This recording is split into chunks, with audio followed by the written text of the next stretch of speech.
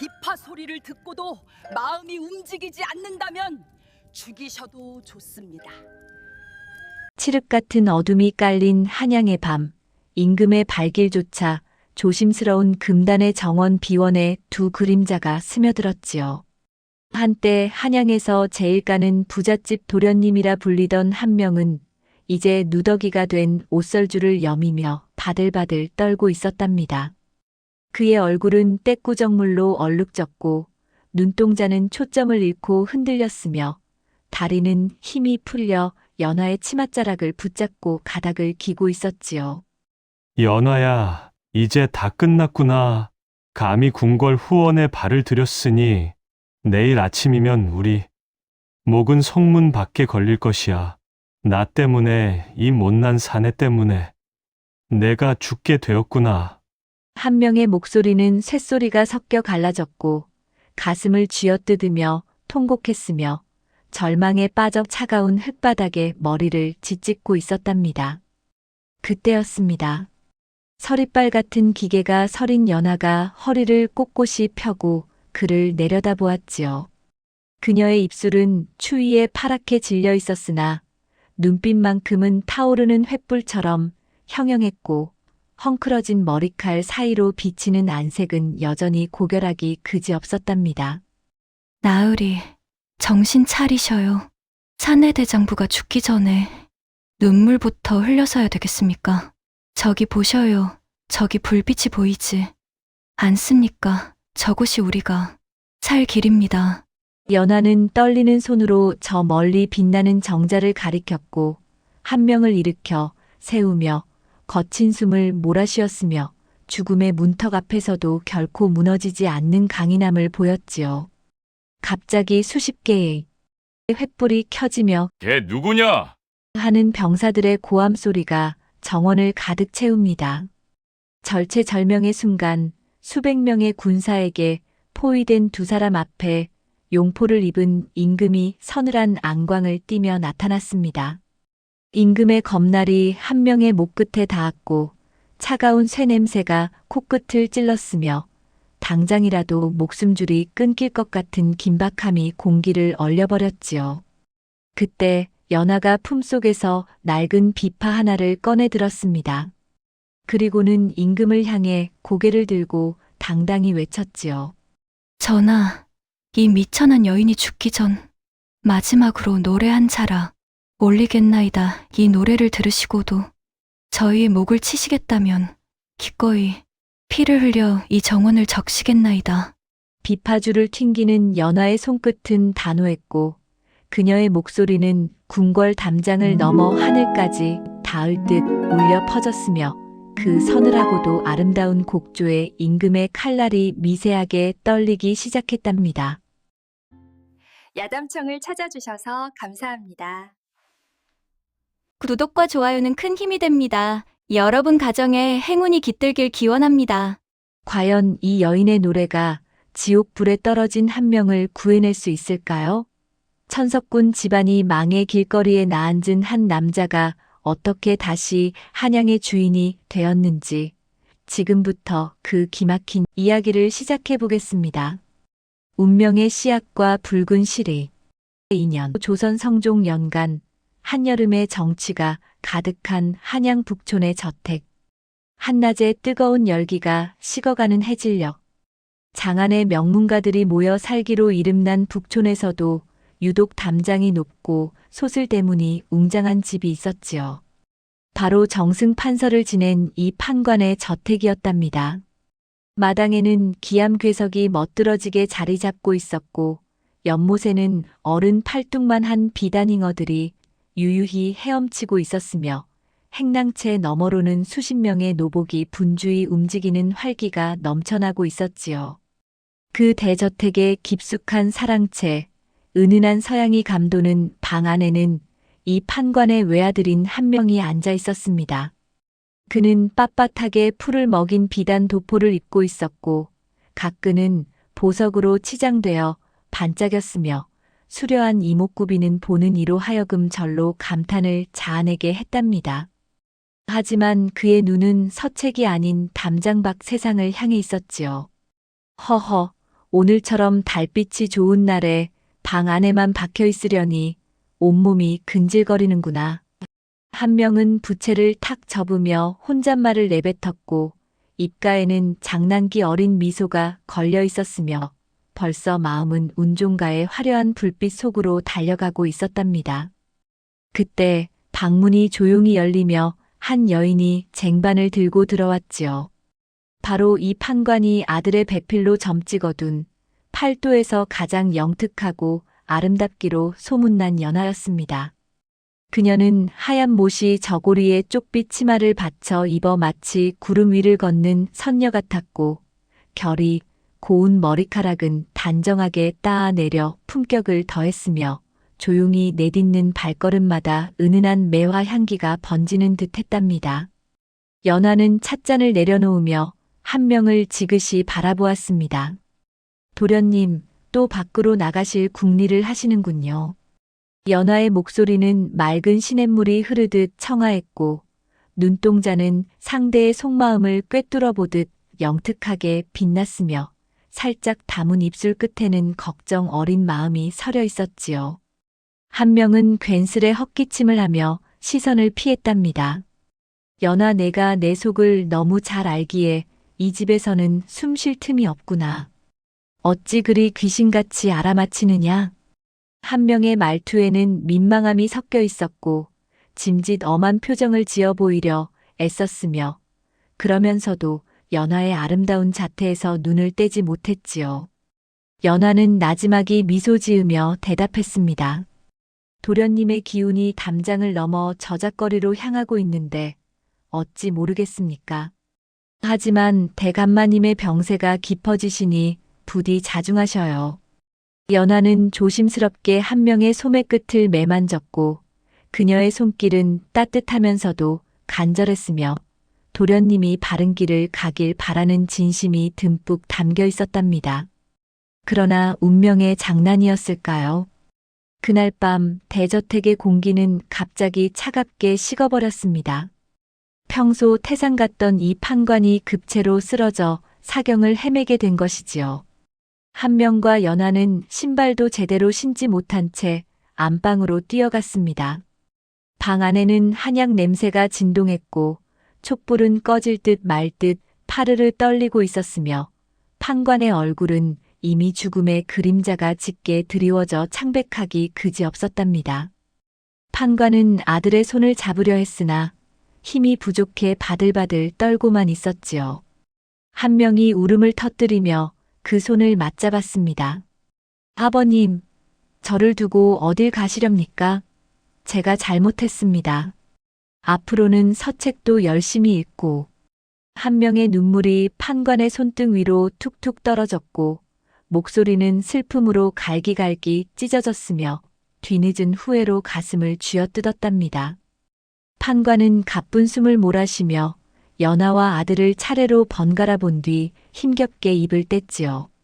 명아, 내 유산은 모두 내 것이나 명심해라. 돈은 물과 같아서 가둘 줄 모르면 금방 말라버리는 법이다. 오직 연하의 말을 내 목숨처럼 여기고 간사한 자들을 멀리하거라. 판관의 말은 매진표를 찍지 못한 채 끊어졌고 눈꺼풀은 천천히 내려앉았으며 마지막 숨을 길게 내뱉으며 그렇게 세상을 떠나고 말았답니다. 집안은 순식간에 곡소리로 가득 찼고 연하는 슬픔 중에도 정신을 가다듬어 한 명을 부축했지요. 도련님, 기운을 차리셔야 합니다.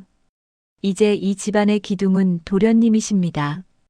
연하의 눈에도 눈물이 그렁그렁 맺혀 있었으나 목소리는 단호했고 한 명의 떨리는 어깨를 단단히 붙잡아 주었으며 무너져가는 집안을 세우기 위한 결연한 의지를 다지고 있었답니다. 3년상을 치르는 동안 한 명은 상복을 입고 근신했습니다. 하지만 장례가 끝나고 곡소리가 잦아들 무렵 대문 밖에는 기다렸다는 듯 불청객들이 몰려왔지요.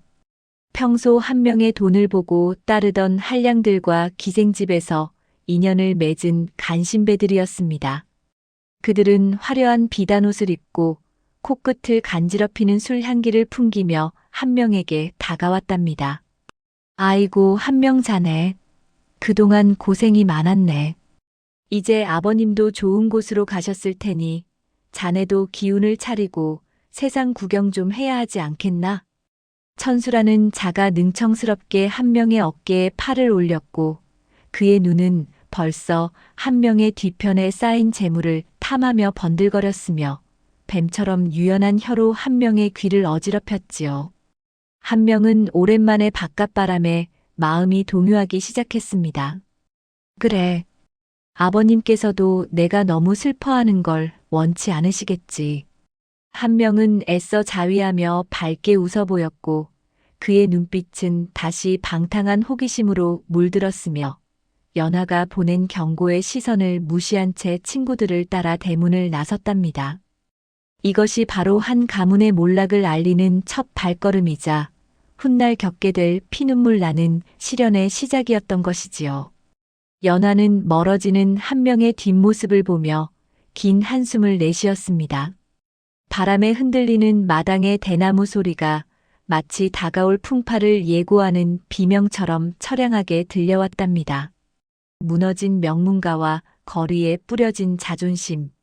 며칠 뒤 초겨울 진눈깨비가 흩날리는 북촌의 대문 앞. 찬바람이 뼈마디를 파고드는 신시. 한때 장안의 세도를 호령하던 이 판관의 대저택 소슬대문이 거칠게 열렸습니다. 하지만 그 문을 열고 나온 것은 비단옷을 입은 가문의 주인이 아니었지요. 험악하게 생긴 고리대 금업자들과 몽둥이를 든 장정들이 한명과 연하의 등덜미를 밀쳐내며 그들을 길바닥으로 내팽개쳤답니다. 이놈, 어서 나오지 못할까?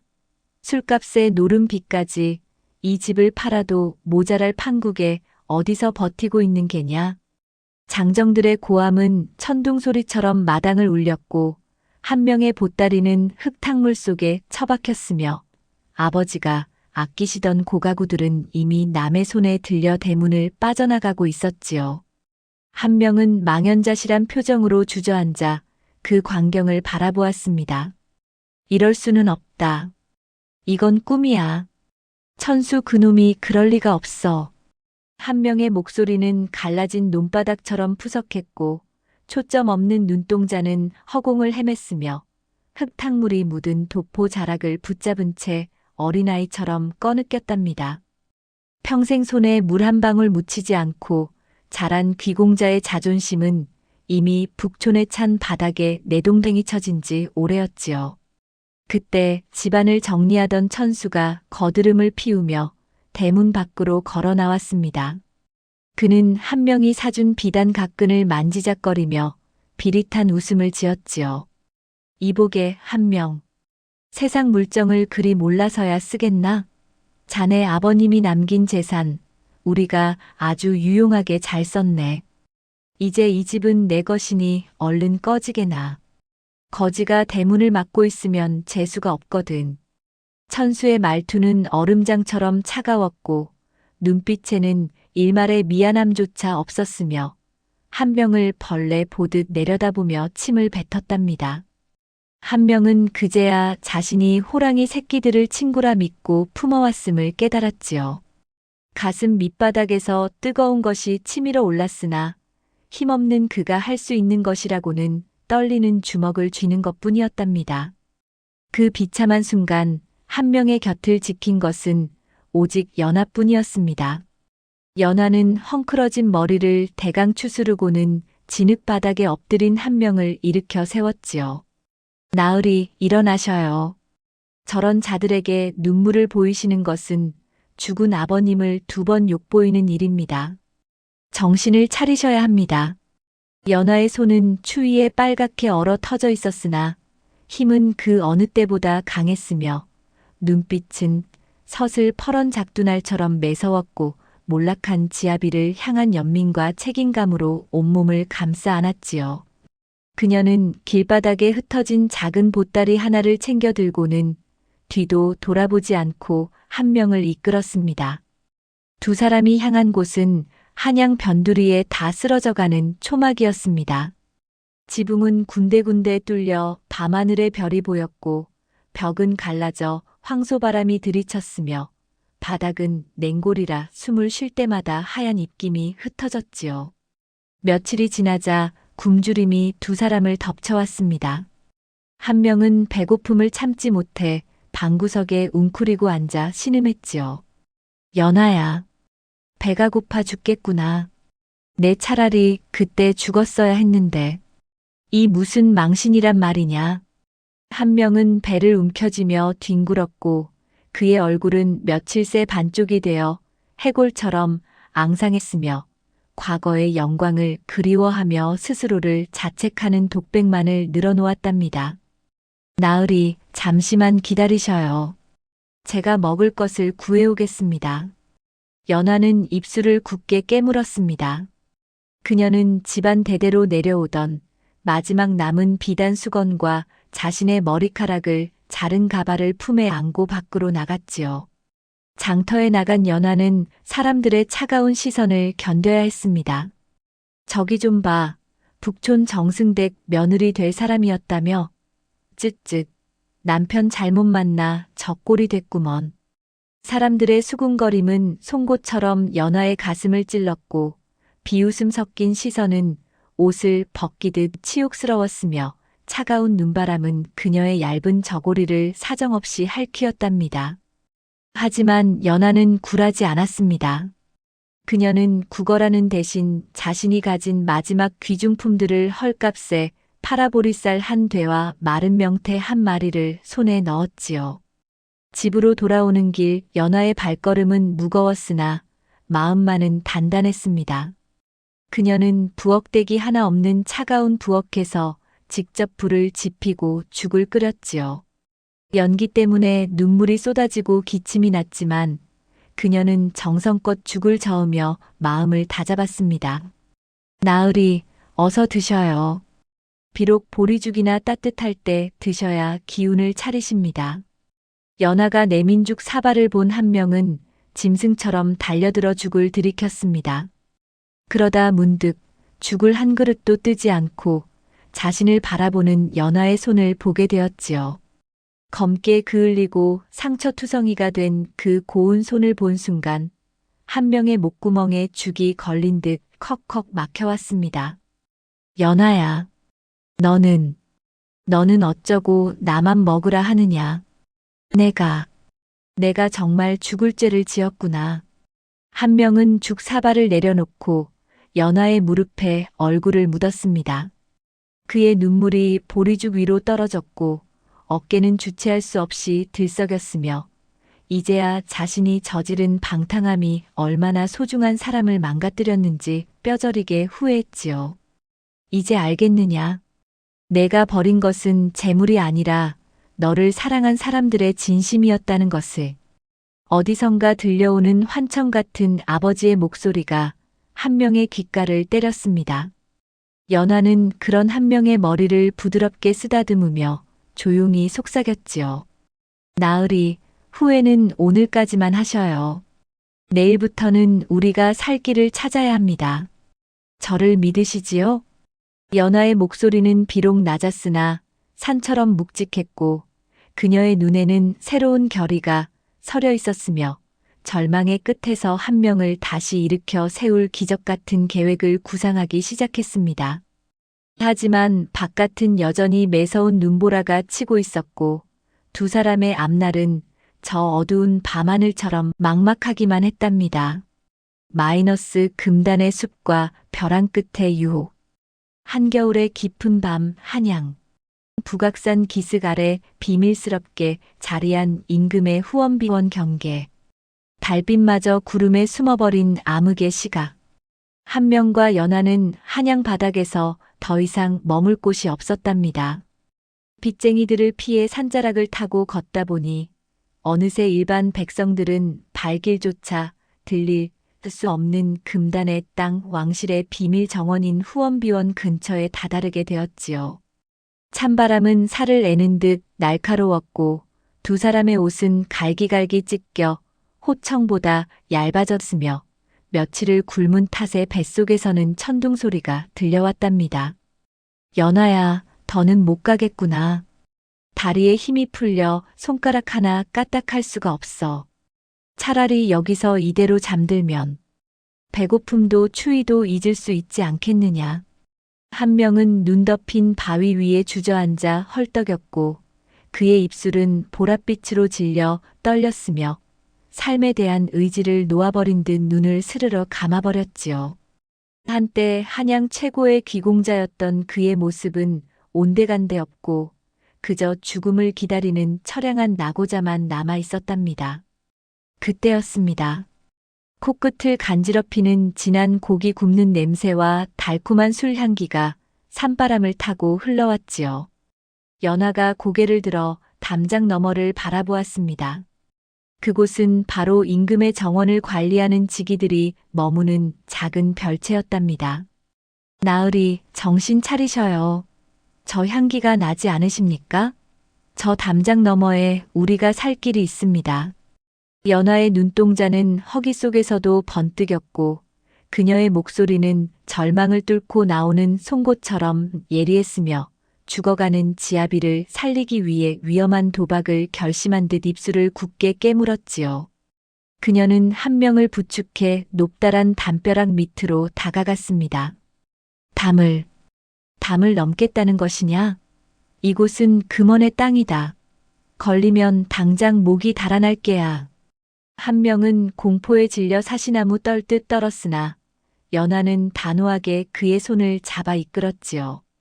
가만히 앉아 굶어 죽으나 담을 넘다 들켜 죽으나 죽는 것은 매한가지입니다. 하지만 저 너머에는 온기가 있고 음식이 있습니다.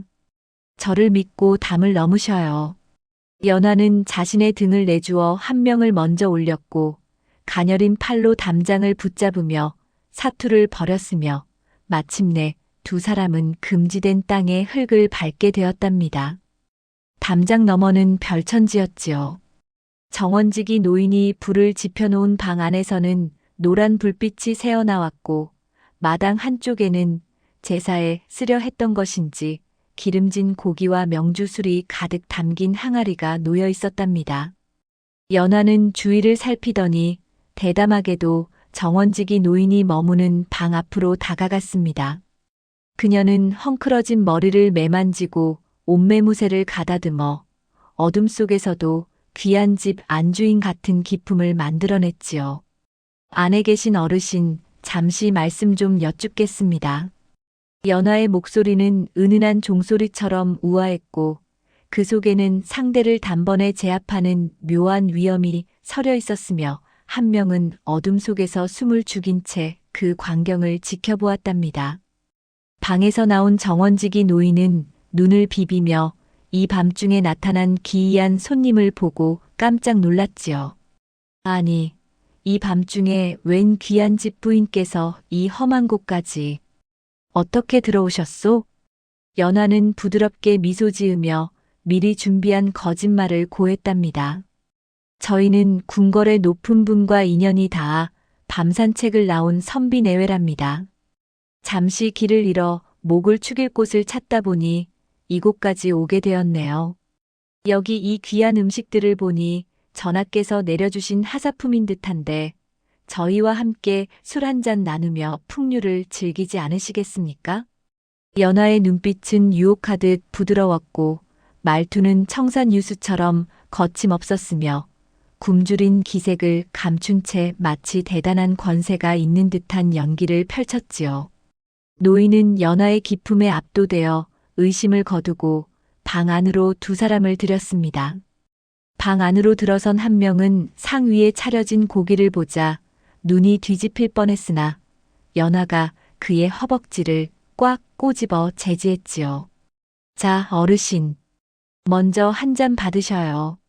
연아는 술잔을 채우며 노인의 정신을 빼놓았고 그녀의 손놀림은 나비처럼 가벼웠으며 노인이 술기운에 취해 비틀거리기를 기다리며 차분하게 기회를 엿보았답니다. 한 명 역시 연아의 눈짓에 따라 평소 익혔던 거드름을 피우며 노인의 의심을 완전히 잠재웠지요. 어르신, 이 술맛이 참으로 일품이구려. 장안의 명주보다 낫소이다. 한 명은 호탕하게 웃으며 분위기를 주도했고 그의 연기는 절박함에서 우러나온 진심이었으며 마침내 노인이 술기운에 못 이겨 꾸벅꾸벅 졸기 시작하자 연하와 한 명은 허겁지겁 고기를 입에 넣었답니다. 눈물 젖은 고기 조각이 목구멍을 타고 넘어갈 때 한 명은 다시금 깨달았습니다. 자신의 방탕함이 사랑하는 여인을 사기꾼으로 만들었고 목숨을 걸고 남을 속여야 하는 비참한 처지로 내몰았다는 사실을 말이지요. 연하야, 미안하다. 정말 미안하다. 한 명은 고기를 씹으며 소리 없이 울었고 그의 눈물은 기름진 음식 위로 떨어졌으며 그 어느 때보다 맛있는 음식을 먹으면서도 가슴은 면도날로 베인 듯 아팠답니다. 하지만 평화는 길지 않았지요. 갑자기 정원 저 멀리서 수많은 횃불이 일렁이며 사람들의 발소리가 들려오기 시작했답니다. 전하께서 행차하신다. 길을 비켜라. 웅장한 외침이 고요한 밤의 공기를 찢었고 연하와 한 명의 얼굴은 순식간에 잿빛으로 변했지요. 그것은 살기 위한 기회가 아니라 목숨을 내놓아야 할 최후의 심판이 다가오고 있다는 신호였던 것입니다. 취기 어린 밤이 조우와 목숨을 건 도박, 한겨울 깊은 밤 후원지기 노인의 별채 앞마당, 수많은 횃불이 눈 덮인 정원을 붉게 물들이는 긴박한 상황. 별채의 낡은 문틈 사이로 붉은 횃불 그림자가 너울거렸고 돛돌 위를 짓밟는 군화 소리는 마치 심장을 내리치는 망치 소리처럼 육중했지요. 방금 전까지 고기를 씹으며 허기를 채우던 한 명은 숟가락을 떨어뜨린 채 사시나무 떨듯 떨기 시작했답니다. 그의 얼굴은 흑빛이 되었고 동공은 공포로 인해 거칠게 확장되었으며 당장이라도 숨이 멎을 듯 가쁜 숨을 몰아쉬었지요. 연하야, 이제는 정말 죽었구나. 전하의 행차라니, 이 무슨 청천벽력이란 말이냐. 한 명은 구석진 곳으로 몸을 숨기려 바들바들 기어갔고 그의 손끝은 차가운 바닥을 긁으며 절망적인 소리를 냈으며 과거의 오만함은 흔적도 없이 사라진 채 비겁한 생존 본능만이 남았답니다. 그때 연하가 한 명의 어깨를 강하게 움켜쥐었습니다. 그녀의 소나기에는 뼈가 부서질 듯한 힘이 실려 있었고 눈빛은 설이 내린 새벽 하늘처럼 서늘하게 빛났으며 떨리는 입술을 굳게 닫아 지아비의 나약함을 꾸짖었지요. 나으리, 정신줄을 놓으시면 안 됩니다. 도망쳐봤자 이곳은 궁궐 아닙니다. 차라리 정면으로 맞서서 전하의 자비심에 기댈 수밖에 없습니다. 제가 하는 대로 지켜만 보셔요. 연하는 서둘러 상 위에 흩어진 음식 찌꺼기를 치웠고 술잔에 맑은 술을 새로 채웠으며 흐트러진 머리칼을 단정하게 빗어 넘겨 다시금 귀부인의 위엄을 갖추었답니다. 이윽고 문이 거칠게 열리며 검은색 융복을 입고 허리에 운검을 찬 내금이 군사들이 방 안을 가득 메웠습니다. 그리고 그 사이로 범 같은 눈매와 위엄 있는 체구를 지닌 사내, 바로 이 나라의 주상 전하께서 모습을 드러내셨지요. 임금은 암행 중이었기에 간소한 옷차림이었으나 몸에서 뿜어져 나오는 용안의 기운은 방 안의 공기를 단숨에 압도했답니다. 정원지기가 술판을 벌였다기에 와보았더니 웬 낯선 선비 내외가 여기 있는 것이냐? 임금의 목소리는 낮고 묵직하여 바닥을 울렸고 그의 안광은 한 명과 연하의 심장 깊숙한 곳까지 꿰뚫는 듯 했으며 서늘한 기운이 방 안의 온기를 순식간에 앗아갔지요. 한 명은 고개를 들지도 못한 채 바닥에 이마를 짓지으며 덜덜 떨었답니다. 그때 연하가 천천히 고개를 들어 임금과 시선을 맞추었습니다. 이는 대역죄에 해당할 만큼 무례한 행동이었으나 그녀의 눈빛에는 비굴함 대신 처연하면서도 고결한 기품이 서려 있었지요. 전하, 죽여주시옵소서. 저희는 오늘 밤 이승의 마지막 만찬을 즐기러 온 죄인들이옵니다. 연하의 목소리는 은쟁반에 옥구슬이 굴러가듯 맑았고 말투는 절제되어 있으면서도 애절한 곡조를 띄었으며 임금의 호기심을 자극하기에 충분했답니다. 임금은 흥미로운 듯 눈썹을 치켜 세웠지요. 마지막 만찬이라. 그게 무슨 소리냐? 내 놈들이 누구기에 이 엄한 금원에 들어와 정원지기와 술을 마시고 있었단 말이냐? 연하는 한 명을 힐끗 본 뒤 차분하게 이야기를 풀어놓기 시작했습니다. 그녀는 한 명이 어떻게 가산을 탕진했는지, 그리고 자신이 어떻게 그를 지키려 했는지를 마치 한 편의 비극적인 서사시처럼 읊었지요. 하지만 그녀는 단순히 불쌍함을 구걸하지 않았습니다.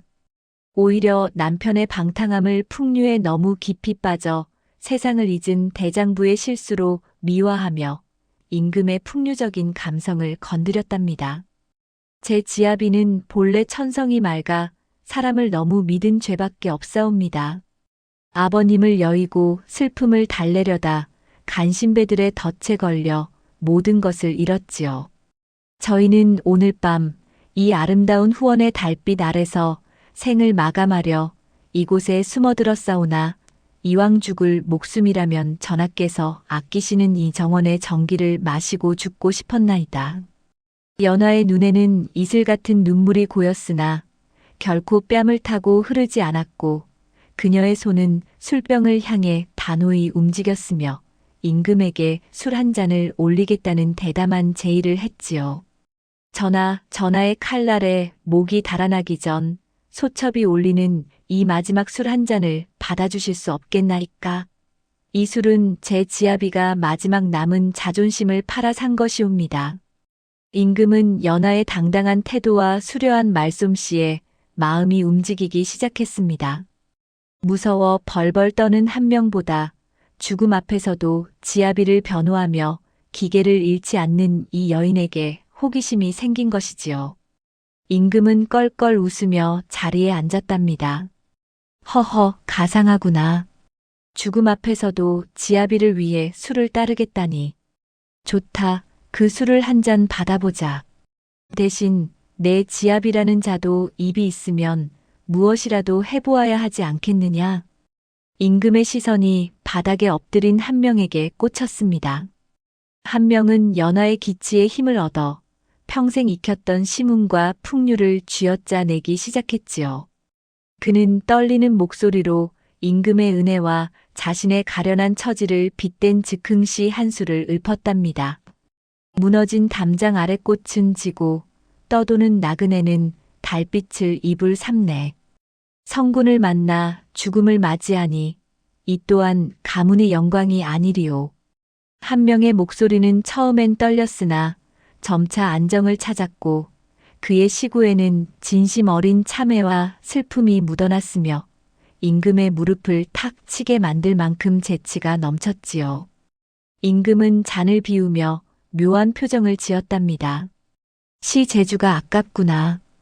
허나 이곳에 침입한 죄는 결코 가볍지 않다. 너희의 운명은 이 밤이 지나기 전에 결정될 것이니라. 임금의 말은 끝났으나 살기는 가셨고 오히려 두 사람을 시험하려는 듯한 장난기가 눈가에 어렸지요. 연하는 이 순간이 승부처임을 직감했습니다. 그녀는 방 한구석에 놓인 낡은 비파를 발견하고는 다시 한번 무릎을 꿇었지요. 전하, 술과 시가 있으니 어찌 노래가 빠질 수 있겠나이까. 소첩의 미천한 재주로 전하의 밤을 잠시만 더 빌리고자 하나이다. 연하가 비파를 집어들자 정원에는 긴장 섞인 정적이 감돌았습니다. 연하의 손가락은 비파줄 위에 머물렀고 한 명의 목숨과 가문의 운명이 그 간에 달한 줄 하나에 매달리게 된 것이지요. 심금을 울리는 비파 소리와 닫힌 마음의 문. 한밤중 후원 별채. 눈 덮인 정원의 달빛이 서늘하게 비치고 방 안에는 촛불이 가느다랗게 흔들리는 긴장의 순간. 정막만이 감도는 방 안 연하가 비파를 가슴에 안고 무릎을 꿇었지요. 그녀의 손가락은 추위로 인해 하얗게 얼어 있었으나 비파주를 잡는 기세만큼은 서슬 퍼런 칼날보다 날카로웠답니다. 임금은 팔을 괴고 앉아 흥미로운 눈빛으로 그녀를 주시했고, 한 명은 숨소리조차 내지 못한 채 연화의 뒷모습만을 바라보며 마른 침을 삼켰지요. 띠리링. 첫 음이 정적을 찍고 흘러나왔습니다. 그것은 맑고 투명하면서도 가슴 깊은 곳을 후벼 파는 듯한 애절한 소리였지요. 연화의 손끝이 줄 위를 나비처럼 춤추기 시작하자 별채의 낡은 벽을 넘어 정원의 나무들조차 숨을 죽이는 듯 했답니다. 연화는 천천히 고개를 들어 허공을 응시하며 노래를 얹었지요. 한양의 맑은 달은 예나 지금이나 같건만 우리님의 마음은 구름 뒤로 숨었는가. 부귀영화는 아침 이슬 같고 진정 어린 정은 천년을 가리라. 연화의 목소리는 은은한 향기처럼 방 안을 채웠고 그녀의 눈가에는 억눌러온 세월의 한이 맺혀 있었으며 지아비를 향한 원망과 사랑 그리고 가문을 일으키고자 했던 절박함이 곡조마다 맺혀 흘렀답니다. 노래가 고조될수록 비파 소리는 거칠게 몰아치다가는 다시금 가녀린 흐느낌으로 변하며 임금의 마음을 거칠게 흔들어 놓았지요.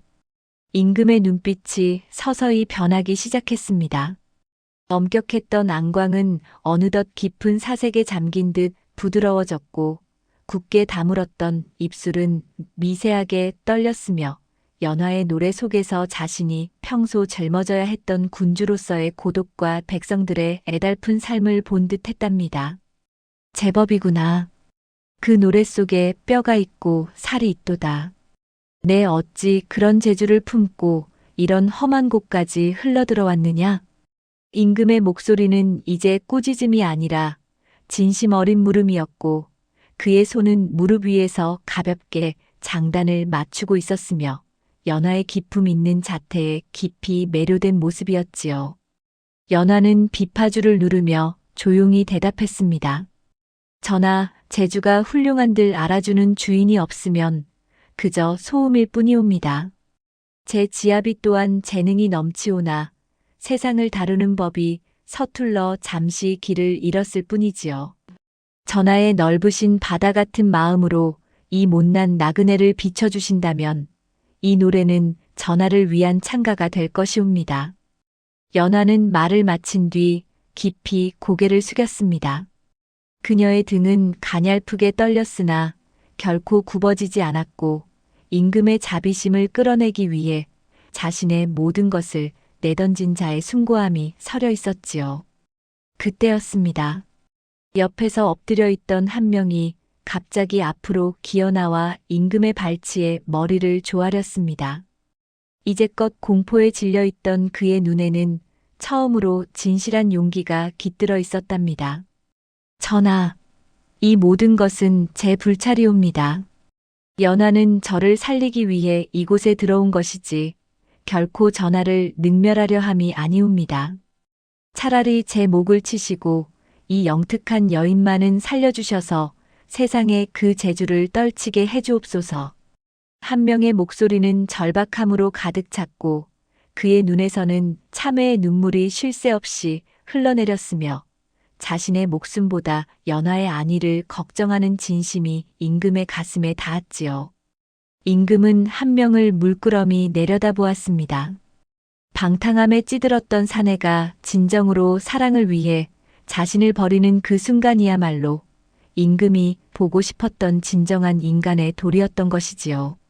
임금은 껄껄 웃으며 자리에서 일어났습니다. 허허, 기이한 일이로다. 죽음이 문턱에 와서야 비로소 참된 사내가 되었구나. 내 지처의 노래가 내 마음을 열었으니 내 오늘 밤만은 너희의 목숨을 거두지 않겠다. 임금의 선포에 한 명과 연화는 가슴을 쓸어내렸고 방 안의 긴장감은 일순간에 환희와 안도로 바뀌었으며 밖에서 대기하던 내금이 군사들도 임금의 의외의 결정에 술렁이기 시작했지요. 하지만 임금은 여기서 그치지 않았습니다. 허나 공짜는 없다. 내 놈이 진정으로 뉘우쳤는지 아니면 목숨을 구걸하려 연기한 것인지는 앞으로 지켜볼 것이니라. 여봐라. 이들에게 뜨거운 국밥 한 그릇과 비단 2필을 내어주어라. 그리고 정원지기 노인은 이들을 안전하게 성 밖으로 배웅하라. 임금은 휘청이는 한 명의 어깨를 툭 치며 지나갔고 그의 뒷모습은 달빛 아래 더욱 웅장해 보였으며 연화에게는 나지막이 고개를 끄덕여 그녀의 기계를 인정해 주었답니다. 연화는 멀어져 가는 임금의 행차를 보며 비파를 가슴에 꼭 안았습니다. 그녀의 눈에는 이제 절망이 아닌 무너진 가문을 다시 세울 수 있다는 가느다란 희망의 빛이 서려 있었지요. 나으리, 들으셨습니까? 우리는 살았습니다. 전하께서 우리에게 기회를 주셨습니다. 연화는 한 명의 손을 잡았고 두 사람의 손은 이제 더 이상 떨리지 않았으며 차가운 겨울바람 속에서도 뜨거운 열기가 가슴 속에서 솟구치고 있었답니다. 하지만 한양으로 돌아가는 길에는 아직 그들을 배신했던 친구들과 거대한 시련이 기다리고 있었으니 이들의 운명은 이제 막 새로운 국면을 맞이하고 있었던 것이지요. 뒤바뀐 운명과 배신자의 민낯. 임금이 행차로부터 보름 뒤 한양 도성 안 최고의 주막 청운가. 한방눈이 내리는 차가운 저녁. 임금의 하사품인 비단 2필과 국밥 한 그릇은 단순한 음식이자 천이 아니었지요. 그것은 무너진 한 명의 자존심을 일으켜 세우는 뼈대였고 연화에게는 가문을 되살릴 마지막 불씨였답니다. 연화는 그 비단을 팔아 정갈한 옷을 짓고 남은 돈으로 작은 보부상을 시작하며 한 명의 정신을 개조하기 시작했지요. 그리고 드디어 한 명은 예전의 방탕한 귀공자가 아닌 서늘한 기계를 품은 사내가 되어 자신을 배신했던 천수 일당이 모여있다는 청운각의 문을 열었습니다. 청운각 안은 여전히 술냄새와 노름판의 광기로 가득했지요.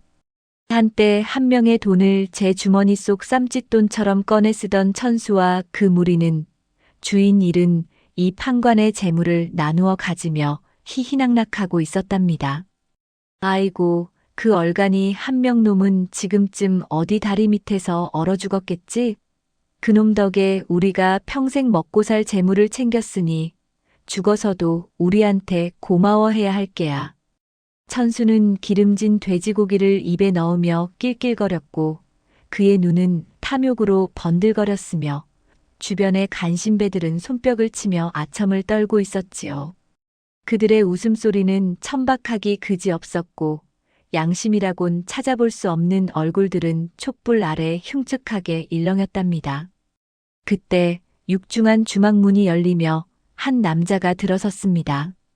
누더기가 아닌 소박하지만 정갈한 선비 차림을 한 명이었지요. 그의 눈빛은 예전의 흐리멍덩함 대신 차가운 얼음 송곳처럼 빛났고 인매는 단단히 닫혀 위엄을 풍겼으며 걸음걸이 하나하나의 서린 무게감은 방 안의 소란을 단숨에 잠재웠답니다. 천수, 자네 여전히 남의 피눈물로 지은 밥이 맛있는 모양이구려. 한 명의 목소리는 낮고 낮았으나 방 안의 구석구석까지 명확히 전달되었고 그 속에는 뼈를 깎는 듯한 분노와 냉소가 섞여 있었으며 갑작스러운 동장에 천수는 먹던 고기를 목에 걸린 채 캑캑거렸지요. 아, 아니 자네 한 명 아닌가? 어떻게 죽지도 않고 살아 돌아온 게야? 천수의 손은 술잔을 든 채 사르르 떨렸고 안색은 순식간에 흑빛으로 변했으며 죽은 귀신이라도 본 듯 의자에서 뒤로 낮아빠질 뻔했답니다. 주변에 모여있던 배신자들도 술렁이며 시선을 피하기 바빴지요. 한 명은 천천히 다가가 상 끝에 걸터 앉았습니다.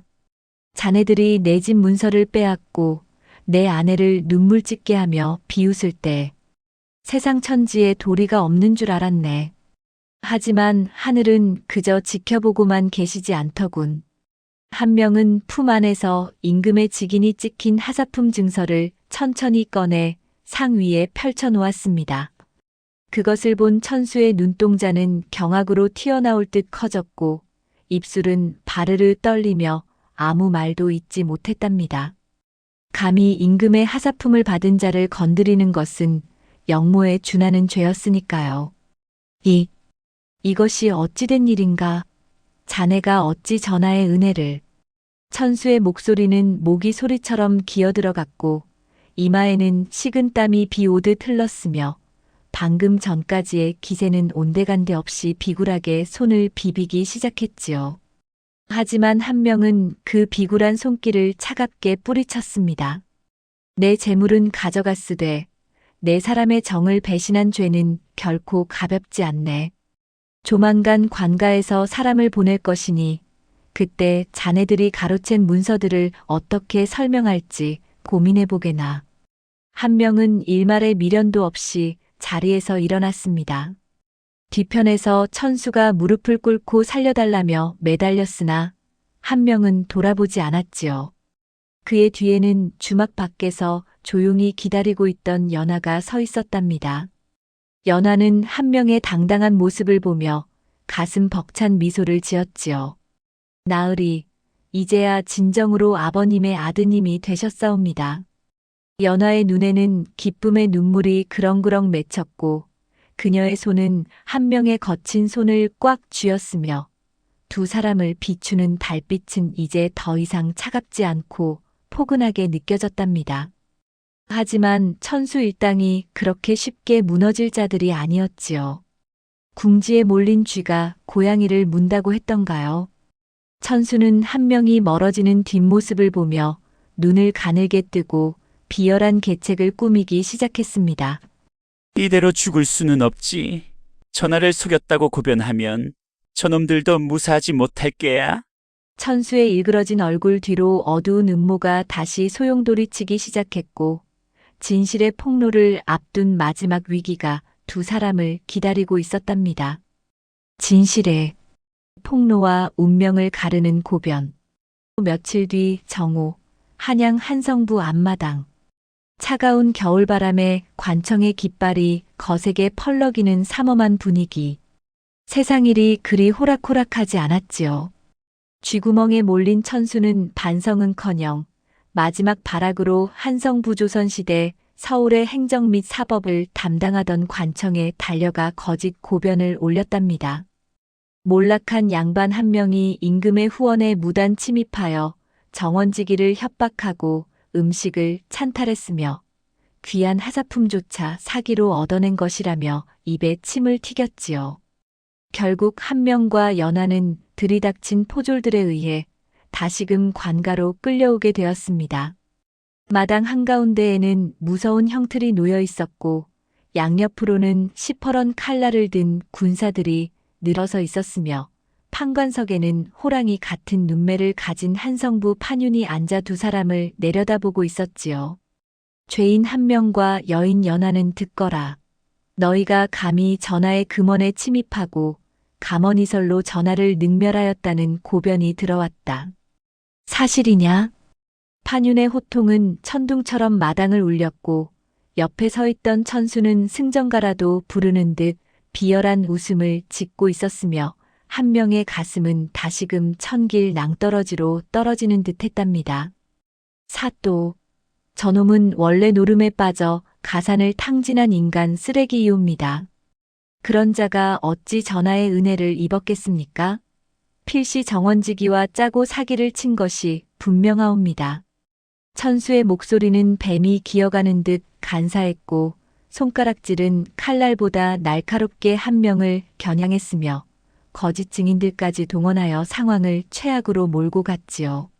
한 명은 억울함에 입술을 깨물어 피가 배어나왔고 온몸은 분노로 부르르 떨렸으며 말문이 막혀 허공만을 바라보았답니다. 그때 연하가 앞으로 나서며 정갈하게 절을 올렸습니다. 그녀의 눈빛은 결코 흔들리지 않았고 목소리는 잔잔한 호수처럼 평온했으나 그 속에는 산을 옮길 만한 무게가 실려 있었지요. 판관 나으리, 진실은 가린다고 가려지는 것이 아니옵니다. 저희가 금원에 들어간 것은 굶주림에 눈이 멀어 저지른 죽을 죄이나 전하께서는 저희의 비참한 처지보다 서로를 아끼는 마음을 보시고 은혜를 베푸셨나이다. 여기 계신 천수라는 자야말로 제 지아비의 눈을 멀게 하여 가산을 빼앗은 근본적인 악인이옵니다. 연하의 논리정연한 반박에 천수의 안색이 순식간에 변했지요. 하지만 천수는 미리 준비한 듯 증거 문서를 내밀었습니다. 바로 한 명이 예전에 술김에 지장을 찍었던 가산 자발적 양도서였답니다. 보십시오. 여기 지장이 찍혀 있지 않습니까? 합법적으로 넘겨받은 재산인데 이제 와서 빼앗겼다니요. 오히려 저들이 저를 모함하고 있습니다. 상황은 점점 한 명에게 불리하게 돌아갔습니다. 판관의 눈썹이 꿈틀거렸고 당장이라도 주리를 틀라는 명령이 떨어질 것 같은 긴박한 순간이었지요. 바로 그때 관청 대문 밖에서 장엄한 나팔 소리와 함께 행차요 하는 외침이 들려왔습니다. 모두가 당황하여 고개를 돌린 순간 화려한 가마가 아닌 소박한 차림의 선비 한 분이 호위 무사 몇 명을 거느리고 앞마당으로 들어섰지요. 그는 다름 아닌 며칠 전 후원에서 만났던 바로 그 사내 암행 중인 임금이셨습니다. 판유는 잠시 멈추어라. 내가 직접 이 자들의 진실을 가려보겠다. 임금의 등장은 마치 어둠 속에 한 줄기 빛이 내리쬐는 것 같았고 마당에 있던 모든 관원과 군사들이 엎드려 머리를 조아렸으며 천수는 귀신을 본 듯 온몸의 근육이 경직되어 바닥에 처박혔답니다. 임금은 천천히 걸어와 천수가 내민 문서를 가로채 훑어보았지요. 내 이놈 천수야. 내가 감히 과인의 눈을 속이려 드느냐? 이 문서는 탐욕으로 빚어진 협박의 산물임을 내가 이미 정원지기와 주변 사람들을 통해 조사해 두었느니라. 임금의 목소리는 낮았으나 사방을 압도하는 위엄이 서려 있었고 그의 안광은 천수의 간담을 서늘하게 했으며 감히 넘볼 수 없는 군주의 기계를 뿜어내고 있었지요. 한명과 연하는 임금의 재등장에 눈물을 쏟으며 엎드렸습니다. 한명아, 고개를 들라. 내가 주막에서 저들에게 했던 말, 하늘은 지켜보고 있다는 그 말이 틀리지 않았음을 오늘 보여주겠다. 임금은 한명의 어깨를 다독이며 따뜻한 미소를 지었지요. 그것은 단순한 구원이 아니라 개과천선한 인간에 대한 최고의 예우였답니다. 천수는 공포에 질려 오줌을 지리며 자비를 구걸했으나 임금의 명령은 단호했지요. 저 간사한 무리를 당장 하옥하고 빼앗은 모든 재산을 원래 주인에게 돌려주라. 또한 한 명은 비록 실수가 있었으나 학식이 높고 이제 정사를 돌볼 마음가짐이 되었으니 내 특별히 말단 관직을 내려 스스로를 증명할 기회를 주겠노라. 이것은 그 누구도 예상치 못한 극적인 반전이었지요. 억울한 누명이 벗겨지고 원수들이 처벌받으며 잃어버렸던 가문의 영광이 다시 돌아오는 순간이었답니다. 연하는 감격에 겨워 임금의 발치에 눈물을 흘렸고 한 명은 하늘을 우러러 아버지의 유언을 떠올렸지요. 진실이 밝혀진 마당에는 따뜻한 겨울 햇살이 내리쬐기 시작했고 두 사람의 붉은 실은 이제 그 누구도 끊을 수 없을 만큼 단단하게 엉켜 가문의 재건을 향해 나아가고 있었던 것이지요. 최후의 결전과 준엄한 인과응보.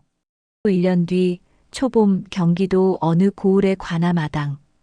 버들강아지가 피어나고 따스한 봄볕이 내리쬐는 대명천지. 임금의 파격적인 배려로 말단 관직에서 시작한 한 명은 지난날의 방탕함을 씻어내기라도 하듯 밤낮으로 정사에 몰두했지요. 그는 백성들의 고열을 짜는 탐과 놀이들의 수법을 누구보다 잘 알았기에 오히려 그들의 눈속임을 귀신같이 찾아내어 고을 사람들의 칭송을 한 몸에 받는 명관이 되었답니다. 그리고 마침내 그는 자신과 가문을 파멸로 몰아넣었던 천수 일당의 최종 판결을 내리는 법정에 심판관으로 서게 되었지요. 관아 마당에는 수많은 백성이 몰려들어 이 극적인 인과응보의 현장을 지켜보고 있었답니다. 죄수복을 입고 오랏줄에 묶인 천수와 그 무리는 1년 전의 기세는 온데간데 없이 수척해진 얼굴에 공포가 가득 서린 채 바닥을 기고 있었지요. 죄인 천수는 고개를 들라. 한 명의 목소리는 옥을 굴리듯 단단하면서도 서늘한 위엄이 서려 있었고, 그가 입은 푸른색 관복은 봄볕을 받아 눈부시게 빛났으며 정갈하게 다듬은 수염과 형형한 눈빛은 이미 일국의 관원으로서 부족함이 없었답니다. 천수는 감히 고개를 들지 못한 채 부들부들 떨며 갈라진 목소리로 애원했지요. 나으리, 한때의 정을 생각해서라도 목숨만은 살려주십시오. 제가 눈이 멀어 도련님의 재산을 탐냈나이다. 천수는 바닥에 머리를 찌으며 읍소했고 그의 눈물은 비굴하기 짝이 없었으며 주변에 모인 백성들은 천벌을 받을 놈이라며 욕설과 함께 돌팔매질을 하려 했답니다. 한 명은 차분히 판결문을 펼쳐들었지요. 내가 말하는 정이란 것이 친구의 아버지가 돌아가신 틈을 타 가산을 가로채는 것이더냐?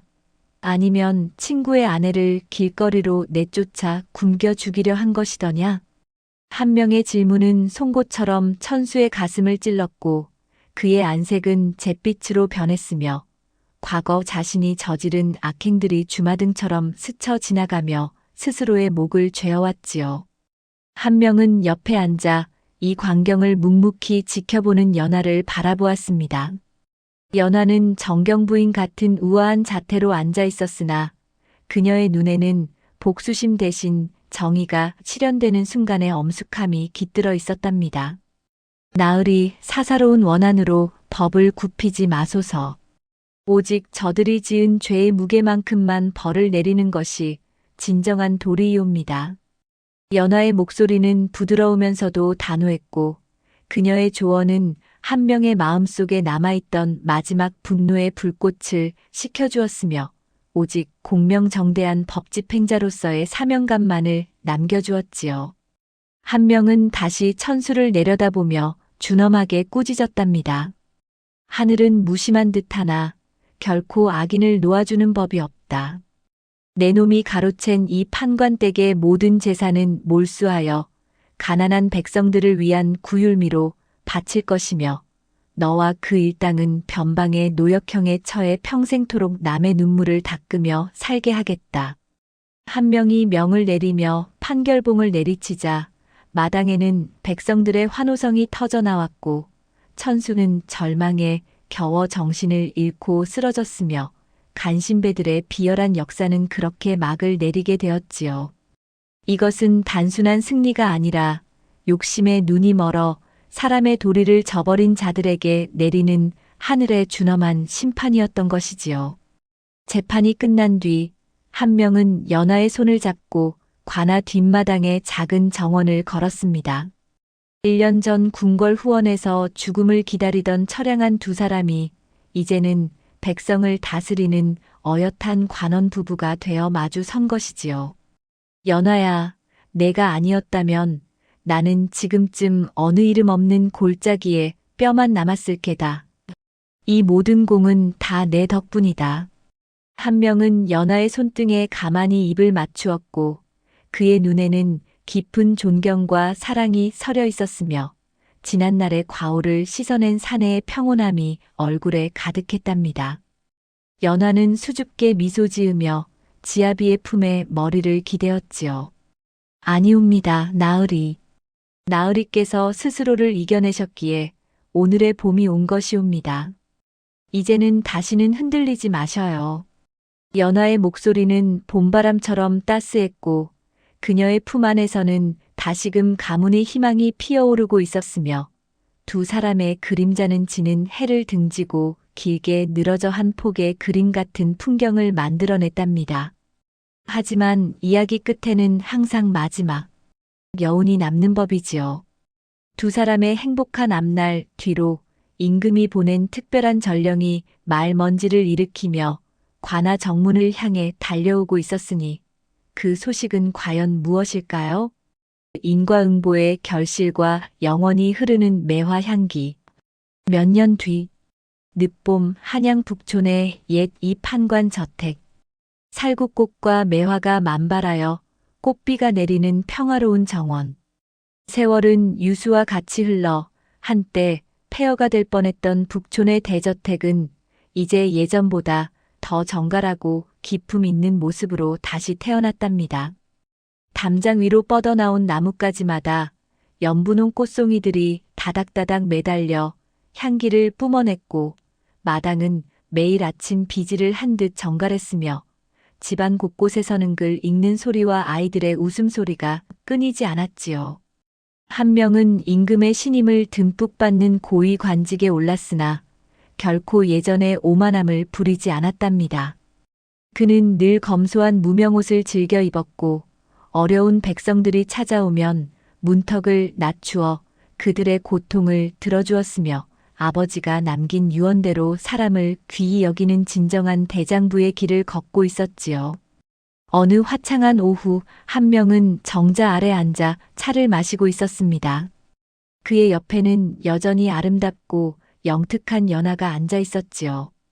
연하의 눈가는 비록 세월의 주름이 살짝 자리를 잡았으나 그 눈빛만은 처음 한 명을 만났을 때처럼 맑고 깊었으며 그녀의 손에는 이제 거친 노동의 흔적 대신 온화한 자애로움이 감돌고 있었답니다.